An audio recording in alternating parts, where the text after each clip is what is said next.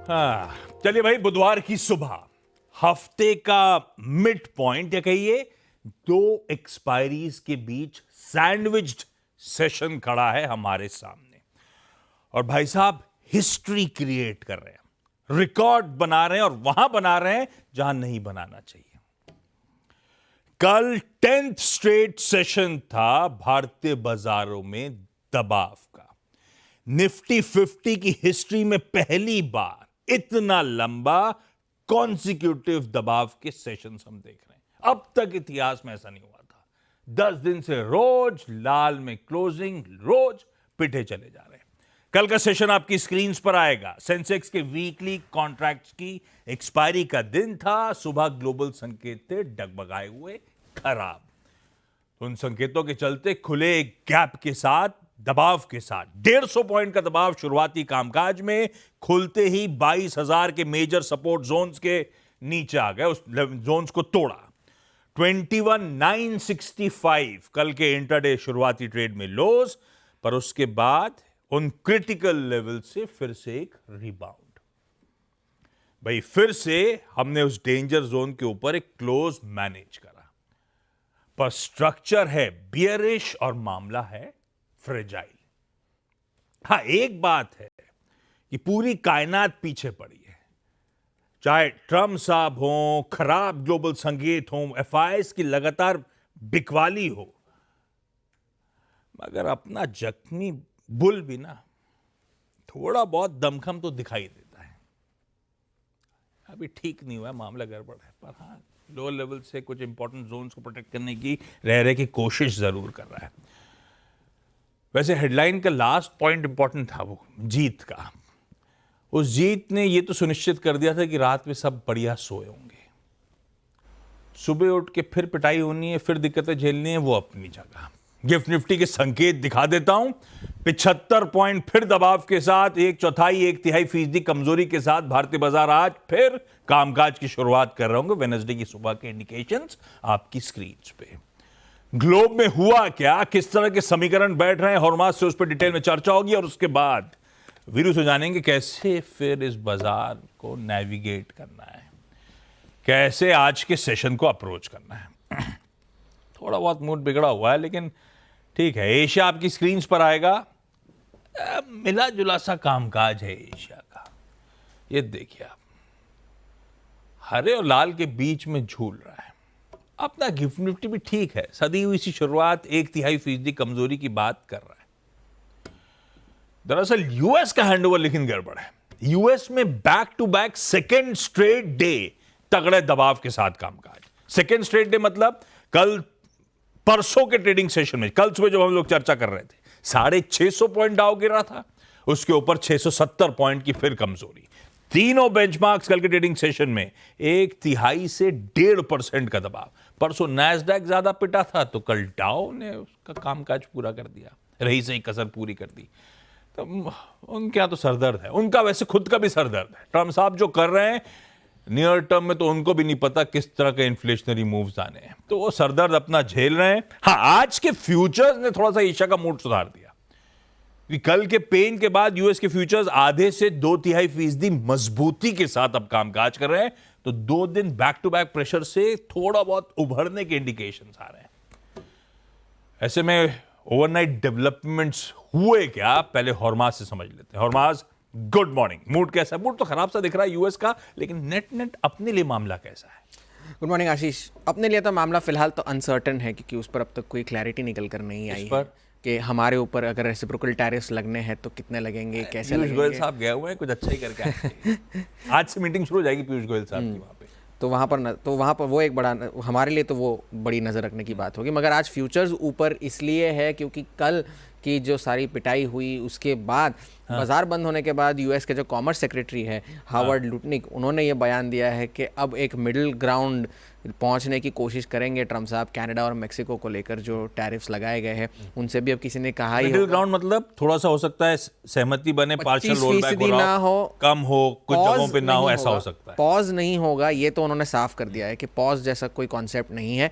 Middle ground होगा, शायद 25% ना हो, कुछ प्रोडक्ट्स को एग्जेम्प्ट करा जाए जो मतलब आप नेगोशिएशन टेबल पे लौटेंगे। हाँ, नेगोशिएशन टेबल लेवल पे लौटेंगे। और नाफ्टा के अंतर्गत जो सारे मैक्सिकन और कनेडियन सामान जो आते हैं उन सामानों पर थोड़ी सी राहत संभव है, ये कॉमर्स सेक्रेटरी का बयान था।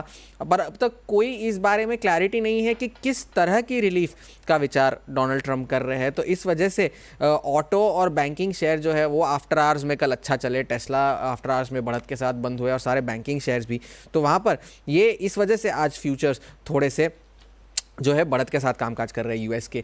मगर ये इसलिए भी हुआ क्योंकि जो ट्रम्प साहब विचार कर रहे थे कि ऐसा होगा कि मैं टैरिफ लगा दूंगा और बाकी सारे झुक जाएंगे, ऐसा नहीं हुआ है। बाकी सभी देशों ने रिटेलिएटरी मेजर्स अनाउंस करे हैं और कनाडा ने सबसे अग्रेसिव जो है मेजर्स अनाउंस करे हैं। ओंटारियो जो राज्य है उन्होंने तो 25% सरचार्ज लगा भी दिया है। जो पावर बिजली जो एक्सपोर्ट करते हैं वो 3 राज्यों को, यूएस के मिनेसोटा, मिशिगन और न्यूयॉर्क, जिसमें 15 लाख घरों को वो बिजली सप्लाई करते हैं, उस पर 25% की अतिरिक्त टैरिफ लग गई है। और वहाँ के जो प्रीमियर है डग फोर्ड, उन्होंने तो ट्विटर पे लिख भी दिया है कि वो अब ये हिचकिचाएंगे नहीं कि पूरी तरह से सप्लाई काट दे।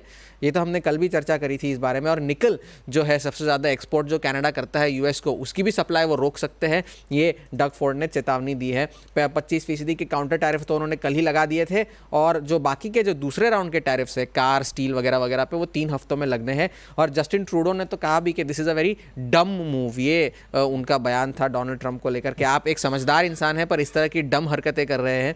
क्योंकि और एक बात ये भी है कि कल डोनाल्ड ट्रंप ने जो ट्रूथ सोशल पे लिखा था कि किसान तैयार हो जाइए, आपको बहुत उत्पादन करना है, ये करना है, वो करना है। मगर जो उनका जो खाद्य पदार्थ का जो बड़ा रॉ मटेरियल है, फर्टिलाइज़र का जो रॉ मटेरियल है पोटैश, वो 80% पोटैश जो है वो कनाडा से आता है। अगर उस पर टैरिफ लग गई तो उनकी लागत बढ़ जाएगी, तो उससे किसानों को वहाँ पर तकलीफ हो सकती है।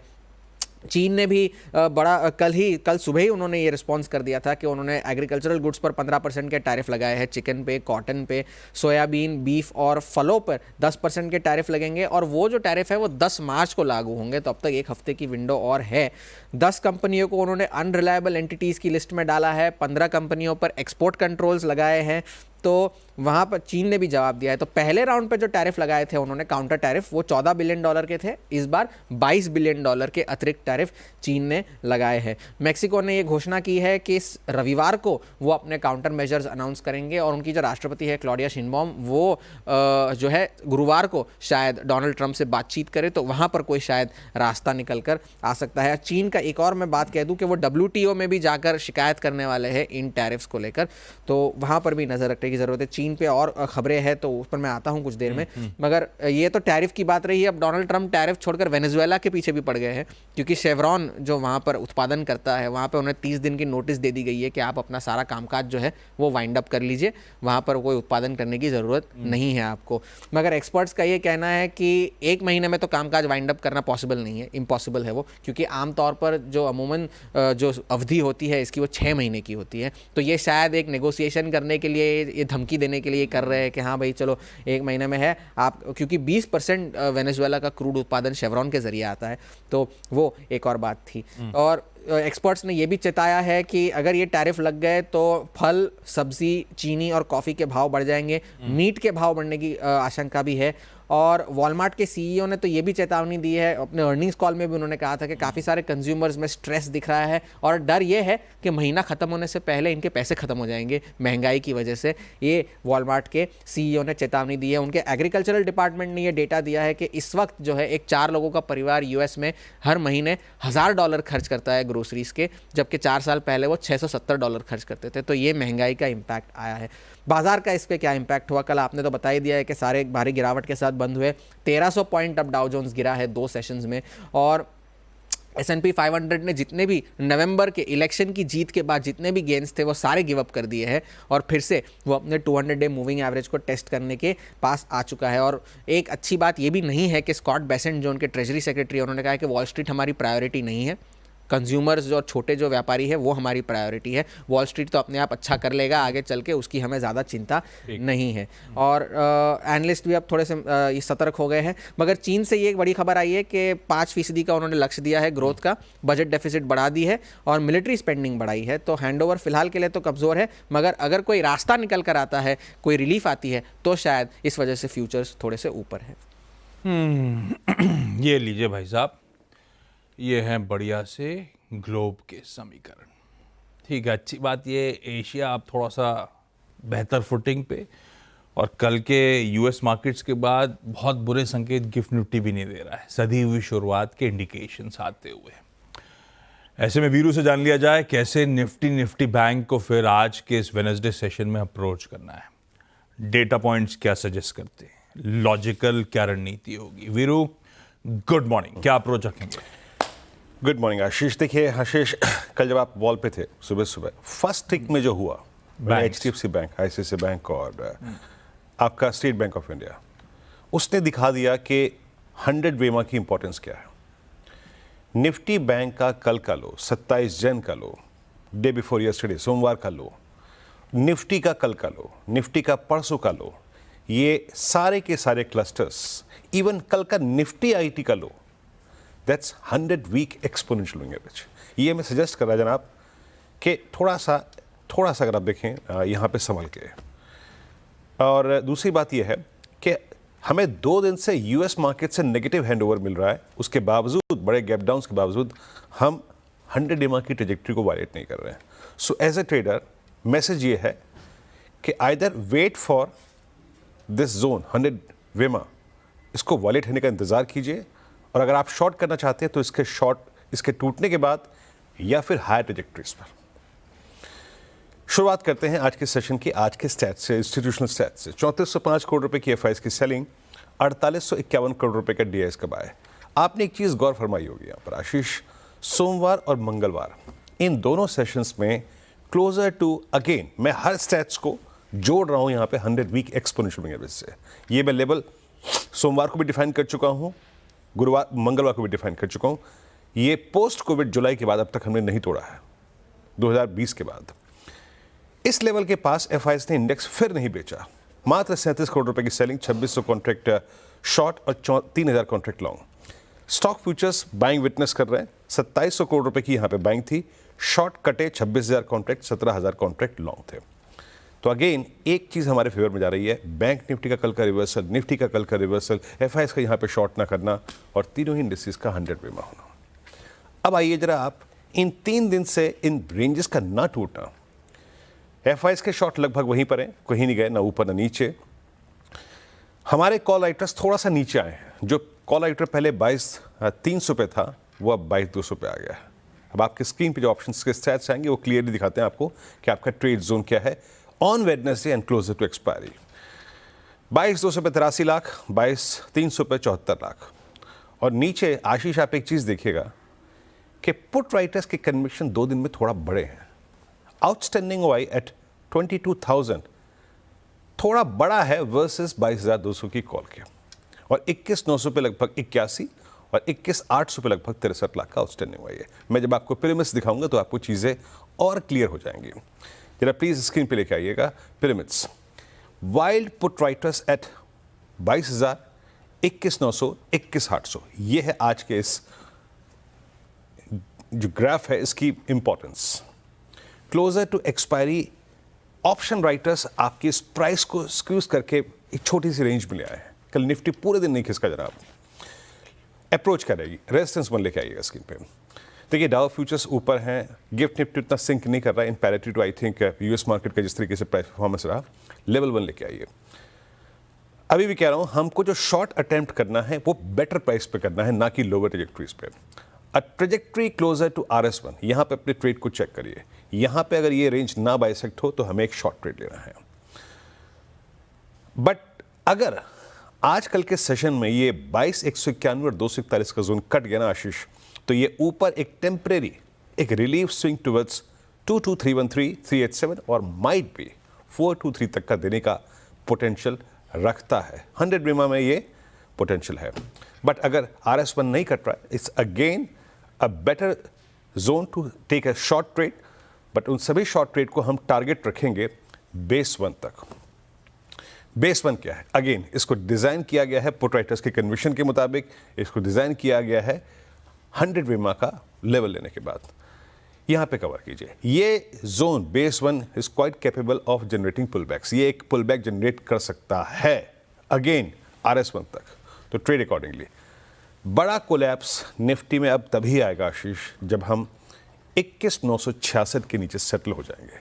इन दैट केस हमारी ट्रेजेक्ट्री खुल जाएगी, जिसके बारे में टिप्पणी मैं 3 दिन से कर रहा हूं, 21,833 के लिए, जो कि बेस 2 में मेंशन भी है। Trade accordingly.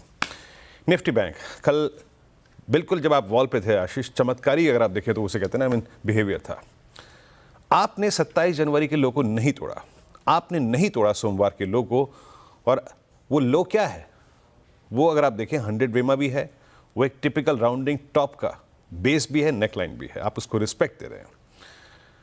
लेके आइए जरा पिरामिड्स, और मैं कल जो बात बार बार जिसको तवज्जो दे रहा था कि ये 48,000 का पुट राइटर, इसके कन्विक्शन को आपको अब तक सलाम करना पड़ेगा। इसने बेची हुई है ये पुट और बाजार इसके नीचे खिसकने को तैयार नहीं। निफ्टी बैंक कॉल राइटर्स हैं 49,000 की स्ट्राइक पे। सो करना क्या है, लेके आइए RS1। देखिए कल भी मैंने कहा था और आज भी फिर कह रहा हूँ, हमें सेल एंड राइज की ट्रेजेक्ट्री एक बेटर रखनी है, जहाँ प्राइस में कुछ मिले तो सही, क्लोजर टू RS1। फिर इस ट्रेड को चेक कीजिएगा, हमें क्लोजर टू RS1, कल भी अगर आपने किया होगा तो शायद आपको मिला भी होगा, but it was too tough, tough था वो। RS1 कट गया तो एक temporary swing towards 10 day and 20 day exponential moving average, जो कि RS2 में मेंशन है, वहां तक पॉसिबल है। लेकिन वो दमखम तभी आएगा जब आप पहला रेजिस्टेंस पार करेंगे। वो एक RD चार्ट पे इंपॉर्टेंट लेवल है, वो है कॉल राइटर्स का जोन। सो पहले RS के नीचे सेल है, बट उसका टारगेट वही रहेगा आशीष, बेस 1 डिफाइंड है, पुट राइटर्स का जोन 100 वेमा, 3 स्विंग लोज, ये है बस, यहीं पर आके कवर करने हैं और यहां से पुल बैक की गुंजाइश ढूंढनी है। बट अलर्ट में ये कहूंगा, जैसे कि मैंने निफ्टी के केस में कहा, अब तक हम 21,966 को होल्ड कर रहे हैं, कोलैप्स उसी के बाद होगा। And same is the case with Nifty bank. अगर 47,810 की ट्रेजेक्ट्री वायलेट होती है किसी भी न्यूज़ फ्लो के बीच में, कैसे भी समीकरणों के बीच में, तब आपका कोलैप्स आएगा, जिसको संभालना थोड़ा भारी होगा। In that case initially I think a swing towards 47,313 looks possible. Ashish, ये रणनीति, आगे बढ़ता हूं। अच्छा, कल शाम को NSE ने अपडेट भेजा कि वो अपनी एक्सपायरी डे को बदल रहे हैं।